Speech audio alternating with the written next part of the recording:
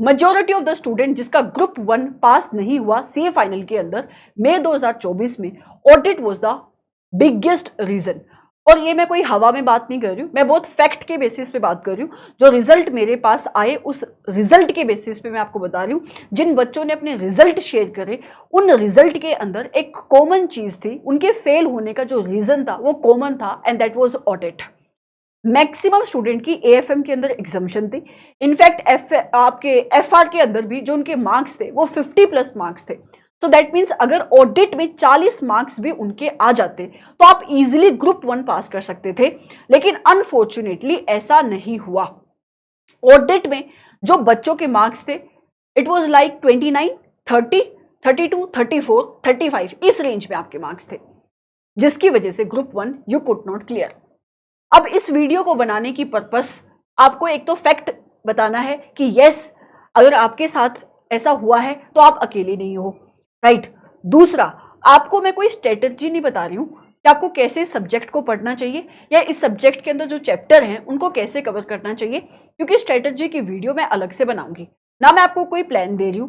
मेरा पर्पस इस वीडियो को बनाने का यह है कि अगर आप एक ऐसे स्टूडेंट हो जिसने इस सब्जेक्ट को पढ़ के दिया था, आपने अच्छे से क्लासेस लगाई थी, आपने अच्छे से क्वेश्चंस कवर किए थे, एमटीपीज, आरटीपीज, रिवीजन, सब कुछ आपने अच्छे से कवर किया था, लेकिन फिर भी आपका पेपर पास नहीं हुआ, तो आप इस टाइम सबसे ज्यादा डिमोटिवेटेड होगे। रीजन बीइंग, आप जब भी सब्जेक्ट को पढ़ना शुरू करोगे आपको कोई मोटिवेशन नहीं फील होगी। क्यों? क्योंकि आपको कुछ नया सीखने को नहीं मिलेगा, ऐसा आपको लगेगा। आप रेगुलर बुक खोलोगे, फॉर एग्जाम्पल आपने सोचा चलो मैं दोबारा से पढ़ना शुरू करता हूं, एसक्यूसी 1 से मैं शुरू करूंगा, ठीक है। लेकिन आप जैसे ही अपनी रेगुलर बुक खोलोगे आपको एसक्यूसी 1 पूरा आता होगा। आपको अगर याद है एसक्यूसी 1 पूरा 6 एलिमेंट आपको याद है, तो आप सोचोगे अब इसमें नया याद करने का क्या है, अब मैं क्वेश्चन बैंक कवर करने की कोशिश करता हूं। लेकिन अगर आपने क्वेश्चन बैंक से क्वेश्चंस भी पहले कवर किए थे, वहां पे भी आपको सेम फीलिंग आएगी। फिर आप एमसीक्यूज की ओर जाओगे, लेकिन अगर आप एमसीक्यूज भी देके गए थे तो आपको भी वहां पे भी आपको सेम फीलिंग आएगी।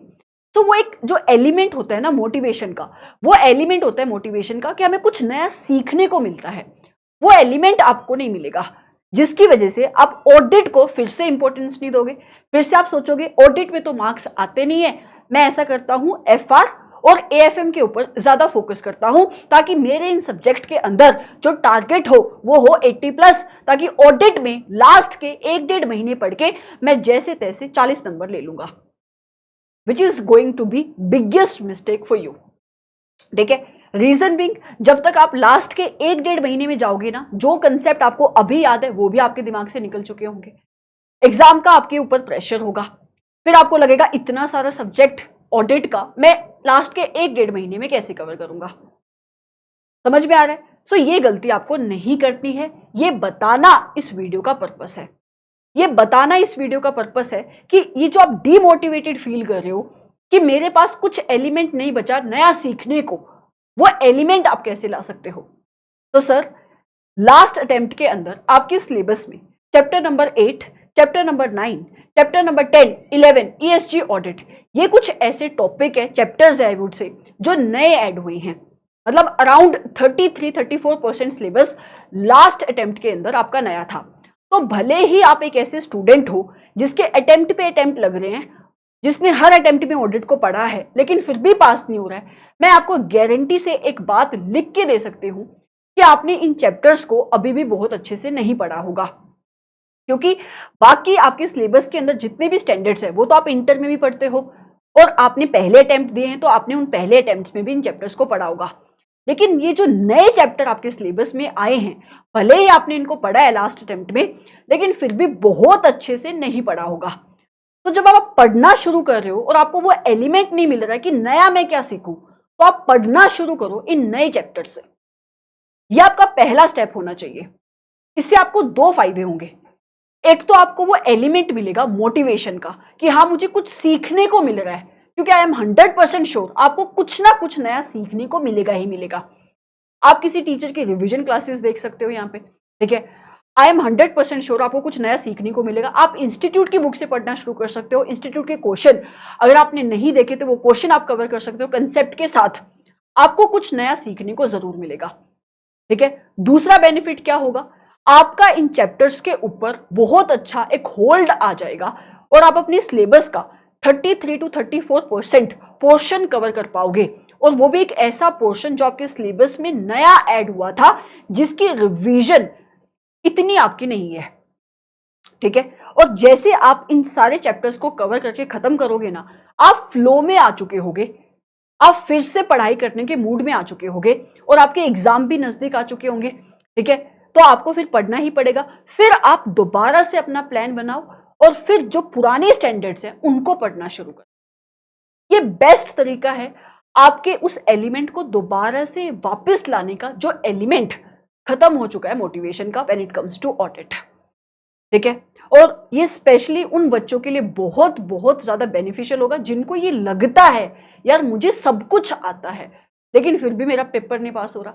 वही बच्चे ऐसे होंगे जिन बच्चों के लिए पढ़ना दोबारा से बहुत मुश्किल होगा, क्योंकि अगर आपने पढ़ा ही नहीं है सब्जेक्ट को तो आप कोई भी स्टैंडर्ड उठाओगे वो आपको नया ही लगने वाला है। समझ में आ रही है? सो ये एक बात थी जो मैं इस वीडियो के थ्रू कहना चाहती थी। इसके अलावा आपको लगता है कि कोई और क्वेश्चन है जो आप पूछना चाहते हो, आपको कोई और प्रॉब्लम फेस हो रही है, आप कमेंट सेक्शन में डाल सकते हो। मैं एक स्ट्रेटजी वीडियो बनाऊंगी, ठीक है, और उस स्ट्रेटजी वीडियो के अंदर I am going to tell you कि हर एक पर्टिकुलर चैप्टर को आपको कैसे पढ़ना चाहिए। लेकिन until then also I would say कि please do not waste your time, do not keep this subject as an option कि मैं सिर्फ 40 नंबर लूंगा, क्योंकि अगर आप इस सब्जेक्ट को रिस्पेक्ट नहीं दोगे तो आपके मार्क्स कभी भी सब्जेक्ट के अंदर नहीं आएंगे। Trust me when I am saying this. इस बार बहुत सारे बच्चों ने बोला कि पेपर टेक्निकल था, लेकिन मुझे नहीं लगा सर, क्योंकि कुछ ऐसे क्वेश्चंस मुझे दिखाई दिए जो एसएम के अंदर से पूछे गए थे, और जिन बच्चों का पेपर पास हुआ है ना उनके बहुत अच्छे कुछ मार्क्स नहीं आए हैं इस बार। आप किसी भी टीचर के रिजल्ट उठा के देख लो जिन्होंने शो करे हैं, इनफैक्ट मेरे भी बहुत कम बच्चों की एग्जाम्पशन है, और पास होने वाले बच्चों की रेंज ज्यादा नहीं है, मतलब उनके मार्क्स भी उसी रेंज के अंदर फोल्ड कर रहे हैं, 45, 48, 49 इस रेंज के अंदर, समझ लो, या 54 इस रेंज में। तो आप ज्यादा दूर नहीं हो, लेकिन अगर आपने फिर से वही गलती दोहराई कि मैं लास्ट में सब्जेक्ट को उठाऊंगा तो फिर आप बहुत दूर हो जाओगे पास होने से, I can assure you that. ठीक है, thank you so much for watching this video and या put your comment in the comment section अगर आपको कुछ और वीडियो चाहिए किसी और टॉपिक से related. Soon will be starting with revision on this particular channel, so subscribe to this channel अगर आपने अभी तक नहीं किया है तो। Bye bye.